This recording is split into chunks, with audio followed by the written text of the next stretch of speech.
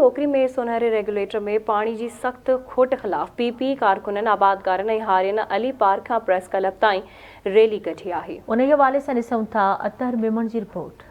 Peoples party के कारकुनन समेत आबादगारनि ऐं हारनि सोनहरी रेगुलेटर ते पाणीअ जी खोट खिलाफ़ अली पार्क खां डोकरी प्रेस क्लब ताईं एहतजाजी रैली कढी। रैलीअ जी अॻुवाणी कंदड़ हुसैन बख्श सोलंकी, निसार चन्ना, यासीन अबड़ो, अली बख्श मेतलो, शाहनवाज़ बुगियो ऐं ॿियनि आवाज़ टीवी न्यूज़ सां ॻाल्हाईंदे चयो त अॼोको असांजो एहतजाज सोनहरी रेगुलेटर ते पाणी जी मुसलसिल खोट खिलाफ़ आहे।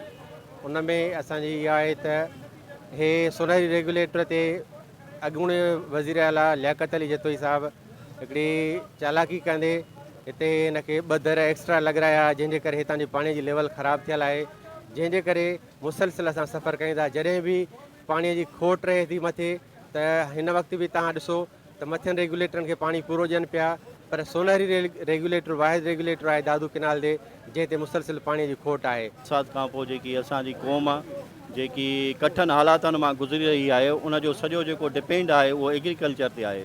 जेकॾहिं असांजे सिंध जे एग्रीकल्चर सुठो हूंदो त असांजो माण्हू सुख जो साहु सही नमूने पंहिंजी ज़िंदगी गुज़ारे सघंदो।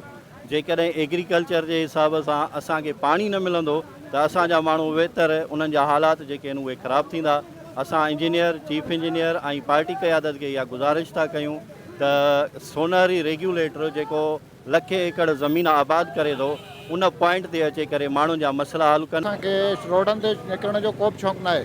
महिरबानी करे असांखे पंहिंजा जाइज़ जेके मुतालबा आहिनि उहे मञो ऐं महिरबानी कयो असांखे पंहिंजो पाणी ॾियो। महिरबानी कयो ख़ुदा जे वास्ते असांखे पाणी ॾियो जीअं असांजा फसल थियनि ऐं असांजा घर घाट सही हली सघनि। अॻ में ई असां पूरे कोर्ट जा मुतासिर आहियूं ऐं असांजा घर पूरे ॻोठ जा तबाह आहिनि। बहितर असां सां हीउ जेको आहे ज़ुल्म पियो करे दीवान साहब, महिरबानी करे दीवान साहब तव्हांजी रिक्वेस्ट आहे, महिरबानी कयो ऐं असांखे पाणी ॾियो। मुसलसिल महीने खां वठी इंजीनियर मुकेश कुमार सां राब्ते में रहियासीं, असांखे सोनहरी ते पाणी रखी ॾे, उन आसरा ॾींदो आख़िर चई त हाणे पाणी मूंखे कोन थो मिले, तव्हां मूंखे 2000 रुपया फ़ी एकड़ त ॾियो, मां तव्हांखे पाणी पूरो करे ॾियां।